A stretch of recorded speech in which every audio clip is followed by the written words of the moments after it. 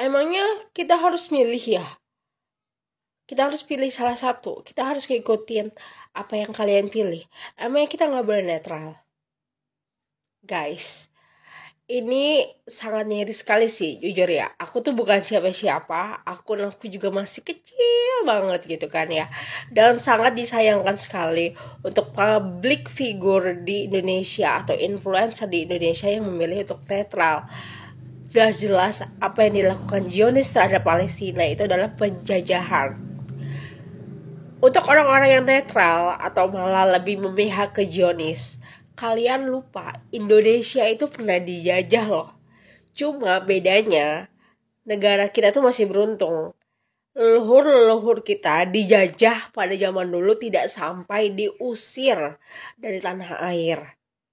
Tidak sampai dibinasakan semuanya. Coba bayangkan kalau seandainya leluhur-leluhur kita dulu waktu dijajah sama Belanda gitu ya. Atau sama negara-negara jajahan lain. Terus dibinasakan, diusir, dirampas tanah, rumahnya, dan segala macam. Yang ada nasib pribumi sekarang itu udah kayak suku aborigin atau Native American. Kayak gitu. Dan ini juga yang berlaku di Palestina. Mereka itu dibinasakan ya. Buktinya korban-korbannya kebanyakan anak kecil dan para wanita, terutama para wanita yang hamil. Kenapa sih bunuh banyak anak kecil? Kenapa?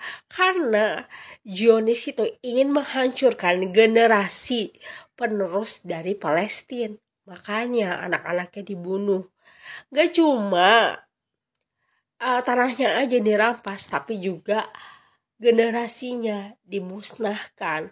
Dan kalian masih bisa melihat jelas-jelas itu penjajahan dan kalian masih beranggapan untuk netral. Bukan perang ya. Kalau perang, Palestina pasti udah punya militer, sedangkan Palestina itu gak punya militer. Hamas itu hadir karena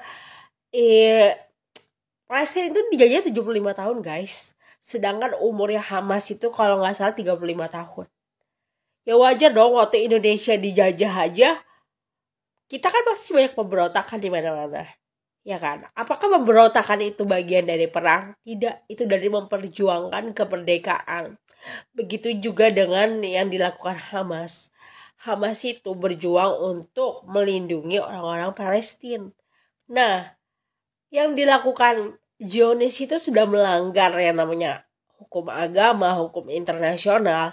Buktinya yang apa? Yang dibunuh itu adalah anak kecil, wanita hamil, rumah sakit, tempat ibadah. Nggak cuma tempat ibadah umat muslim, tapi umat Kristiani juga dihancurkan.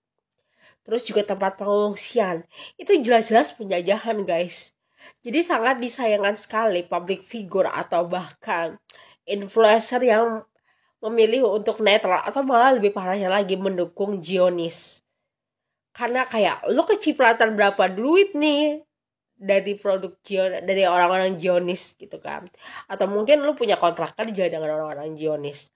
Atau yang kemungkinan selanjutnya adalah lo emang gak punya hati. Casingnya doang manusia, tapi hati lo gak ada humanity gitu. Atau mungkin emang lu punya sifat psikopat.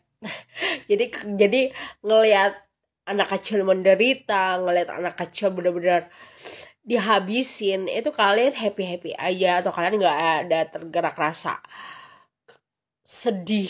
Gue belum jadi seorang ibu ya, gue ngeliat anak kecil nangis, anak kecil tewas, ketika itu gue nangis guys, kayak naluri keibuan gue kayak keluar gitu. Dan bisa-bisanya kalian yang influencer memilih untuk netral. Jelas-jelas itu adalah perbuatan yang salah. Balik lagi ke hati nurani kalian. Itu bukan perang. Kalau perang, Palestina udah punya militer dari dulu. Tapi kan enggak. Bayangin.